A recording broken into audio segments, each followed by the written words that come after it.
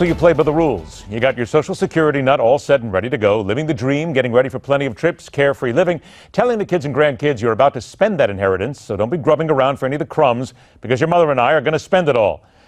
But you'll be doing it without perhaps as much as $60,000 taken out from that cash cow because the Obama administration has decided you don't really need it.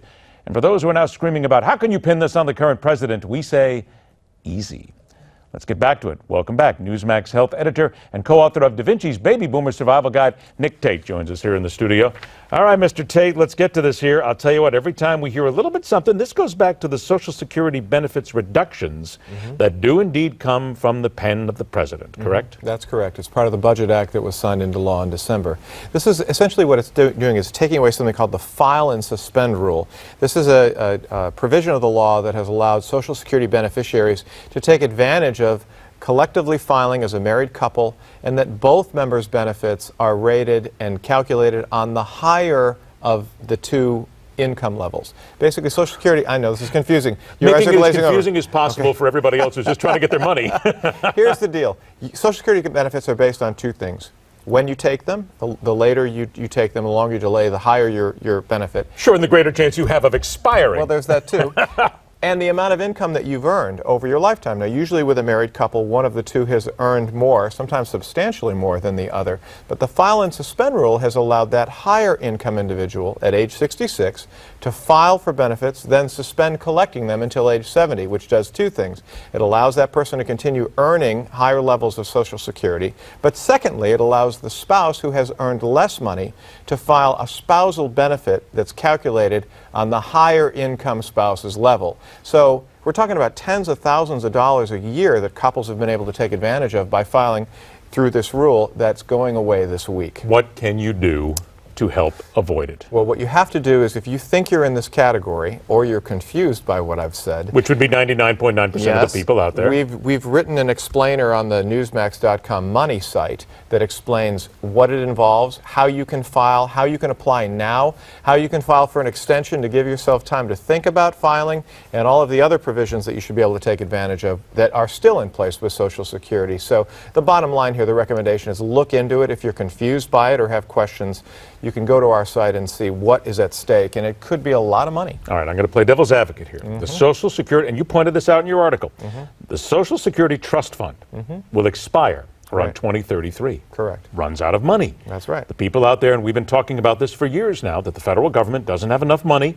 They've got to cover everybody, so they need to take actions like this in order to make sure that the system is still solvent. With 10,000 baby boomers turning 65 every day for the next 9 years, there's just simply not enough money in the system and enough workers paying into the system to make those benefits stay the way that they are today. But there are some things that they can do that they're not doing. There's money that could be taken from other federal funding that could guarantee those individuals like you and I who've worked our whole lives and have an expectation that we'll have a significant retirement income coming in from Social Security. But really the bottom line is you really cannot rely on Washington to look after you. But you also cannot rely on this system sustaining itself for this. But we keep saying this over and over again, but people don't seem to get it. It's going to fail if it continues the way it is. It's supplemental income. Social Security needs to be considered supplemental income. Medicare needs to be considered supplemental health insurance. If you believe that Social Security and Medicare will be enough to take care of you at the end of your life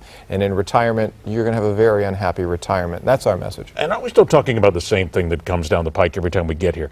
The astounding amount of governmental waste that's out there. You just said that. You move money from here to here. We talk about earmarks. We talk about the Citizens Against Government Waste and the people who are out there trying to stop the fact that money's being spent and really isn't going anywhere.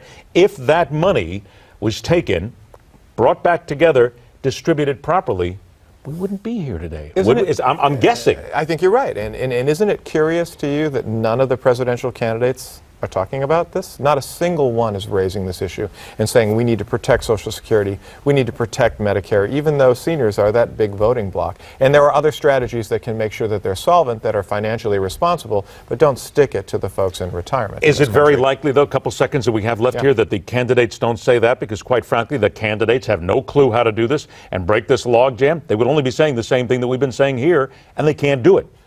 Those are your words. Okay. I think you're right. And the question is, are we going to let folks get away with that? Or as voters, are we going to demand that our leadership do something about it? That's really the question. It just comes back every single time we talk about the billions of dollars that's wasted here. This is something, these are people's lives That's right. that are getting involved in. I want to remind everybody, once again, go to the Newsmax.com website. It's on the health section, correct? It's actually in the money section. Money section, I'm sorry. Newsmax.com money. Okay. And we have updated the Baby Boomer Survival Guide to include details on this as well. All right, there you go. Nick Tate, always a pleasure, my friend. Thanks so much for joining us. We'll talk to you again real soon. All right, let's get to this right now. John G. from North Carolina. We got 90 seconds. You get 30 of them. None of the presidential candidates right now, as Nick Tate and I pointed out, are talking about saving Social Security. How angry does that make you that they don't seem to care or know what they're talking about? Well, since I'm drawing Social Security, it really bothers me. But I wanted to make a comment, Ed. Really enjoy your show, first of all.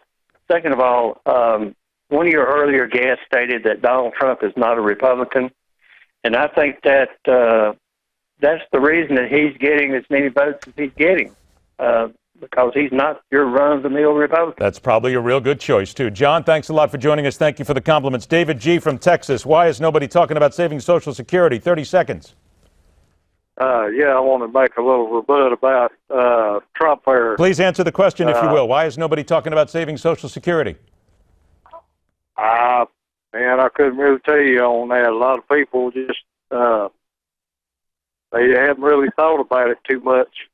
Make you angry that you might wind up with no Social Security, or you might not have a lot of money left to retire on? That's got to make you pretty angry. Oh, yeah, there'll be a lot of people out there that's not going to have none. That happened when they stole it back in the 80s. There you go. All right, when we talk about some of the other stuff, we'll bring you back in. Thanks so much for joining us. 1-877-NEWSMAX. We'll get back to it. We got a long way to go until we get to the end of this one. The hard line continues.